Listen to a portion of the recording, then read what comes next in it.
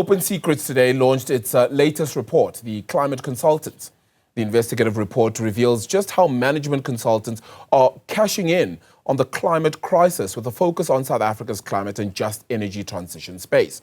Management consultants and institutions linked to donor countries receive the lion's share of the grant funding for the country's just transition. Now, around 65% of the committed grant funds have gone to private corporations. Less than 25% goes to local implementing entities, such as non-government organizations or NGOs. Public sector also involved in this. They don't get a lion's share of it, and neither do universities. I'm joined now by Michael Marchant, the head of investigation at Open Secrets and one of the authors then of the report. Just detail this report a little bit more for us, if you will then, Michael. Just how ultimately these funds are being taken on by those corporates who have access to it, and yet there's nothing left for anybody else. Absolutely. Good afternoon, and good afternoon to those watching this afternoon. I think that's absolutely the problem, and I think that, just to widen the lens slightly at the start, we know that we currently do not have enough money coming into the country to deal with our energy transition and with our efforts to address climate change. At the moment, the international partners that are providing the funds have pledged around about $12.8 billion, which is little more than a tenth of what we do need. And so we're already not getting the funds that we need in order to make the rapid energy changes that are required. It's all the more important then that money is being directed to good use and that it's available to those in South Africa who are well placed in order to do the work that we need to do. And what the report shows is that is simply not happening. That what is instead happening is a much more direct link between the donors. Those are predominantly global north countries like the United Kingdom, Germany, France, and others. And that they have a direct link to the individuals, often large consulting firms based in their countries that they prefer. And they'd rather give the money to them to do those projects.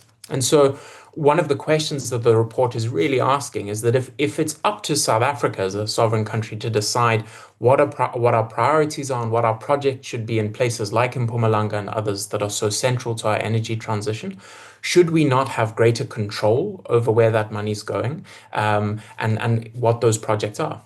And I mean, the answer to that should ultimately be yes, if I'm correct, right? I mean, if it's your own transition, should you not then actually have the kind of rule over it? Absolutely. I think then that is indeed what it should be. And I think that there's a few things to kind of note here. The one is that we do have to hold the South African state responsible for this. It should be a lot stronger in trying to push this forward. Let's go back to that interview that I had just moments ago then with regards to Open Secrets today launching that significant report called the Climate Consultants then, of course, just talking about entities and businesses, management consultants and institutions that are indeed linked to donor countries receiving the lion's share of the grants with regards to South Africa's just transition. In fact, 65% of the committed grant funds have gone to private corporations and organizations as implementing entities. Then we are joined by Michael Marchant, who is the head of investigation at Open Secrets and one of the authors of the report. Michael, before we got interrupted there, apologies again for that then. We had just been speaking about, indeed, South Africa needing to be in charge of its own process, really, when it comes to this just transition, despite the funding being needed and required from elsewhere. Is that not also a conundrum in itself, though? Because South Africa keeps saying, well, if you want us to have this just transition, the funding has to come from elsewhere, meaning that they could want to and wish to determine the rules, and thus leaving us in this current situation as it stands. Look, it is certainly a kind of complex and layered problem. And if we go right back to the fundamental issue here, is that, I mean, we're speaking about the grant funding. The majority of the funding still comes in the form of loans. And quite frankly, the global north countries should be providing a lot more climate finance in the form of reparations. It should be much more concessional, and there should be a much larger proportion of grants. And that is indeed an issue. However, I think the reality is that given the scale of the problem, the enormity of the challenge that a country like South Africa faces that is so fossil fuel based and needs to transition, it's going to have to rely on some of these funds. And so we're going to have to grapple with some of these problems. And of course, just putting aside the question of the money and where it's coming from and where it's going, the other issue here really is around transparency. Because when money for projects goes directly to consultants in the way that it does, particularly the large management consultants and other big four audit firms, there's a lot of secrecy around what those contracts require. That is then excluded really from the public gaze in South Africa. And so our report shines a small light on what we're able to identify. But another big part of the problem is that there's so much else going on here in the world of climate finance that remains, I think, outside of the public gaze. In trying to get this right, because we speak about it so much and it becomes such a peripheral issue that you could actually have so much taken away from it. And then we see this very late because it's become a peripheral issue, particularly in South Africa. But the funds are going. The funds are there in some short form as well, but they're disappearing. Is this another area in which there could be grave concern moving forward? Because we could have an entire lost generation and lost funding ultimately in trying to reach these goals. I think it is certainly, there is that risk because this is the moment in which the direction is being determined, as you've said. So this transition is obviously going to be a long process, but there's an urgency here in terms of who sets the agenda and who sets us off. And of course, the other part of the report that we speak about, and this is really important to remember, is that the other problem with private management consultants is that they are beholden to very conflicted interests. So if you look at South Africa, a consulting firm like the Boston Consulting Group is getting a lot of our grant funding for the just transition. Yet it is one of Sasol's biggest consultants, consults for Standard Bank, consults for a lot of other business groups, many of those business groups lobbying to slow down our transition and to slow down efforts, to address the climate emergency and the energy transition. And so I think, as you've said, if we are increasingly being driven by private interests like that, unelected private interests, that really calls into question how much, first of all, control we have, and also how ambitious and how quickly we're going to move if we are beholden again to those kind of private and unelected interests. Are our non-government organizations, public sector entities, universities, etc., are they all ready, however, to stand as local implementing entities? Because one wonders about that maybe that's the reason why perhaps they're not getting those grant funds. Well, I think there's probably two things to say about this. The one is that one of the slightly more welcome conclusions in the report is that there's an uneven use of consultants by different entities.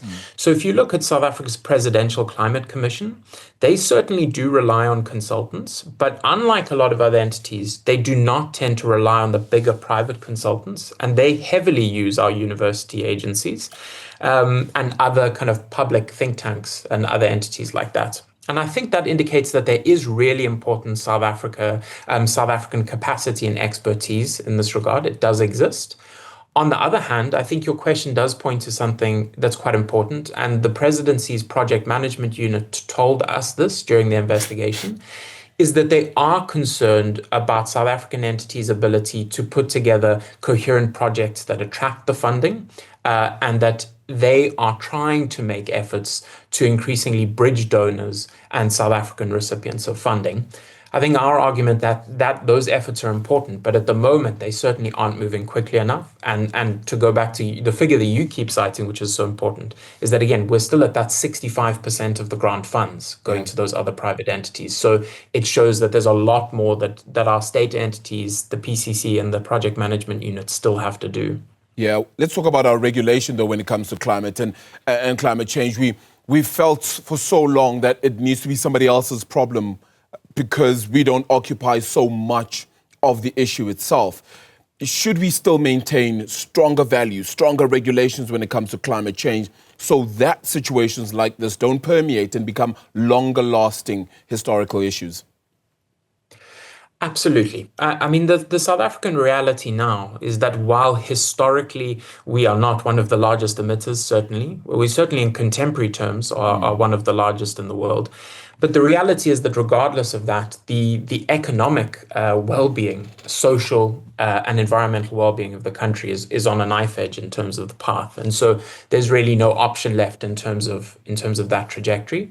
In terms of regulation, another two things to highlight is that we finally have the Climate Change Act, which has been passed, and many of its provisions will come into effect in the next few years. How those are implemented in terms of regulating emitting industries and others is going to be absolutely crucial. But also on the question of regulation, which is so important, is that, and this is a point Open Secrets have made for many years, is that management consultants are currently not regulated at all in any way. We saw them complicit in South Africa's state capture. We've seen them complicit in a range of other crimes around the world. And so on the climate side, we need regulation, but also on the corporate side, the corporate interest, that's absolutely essential that we start looking more closely at the regulation of management consultants. Yeah.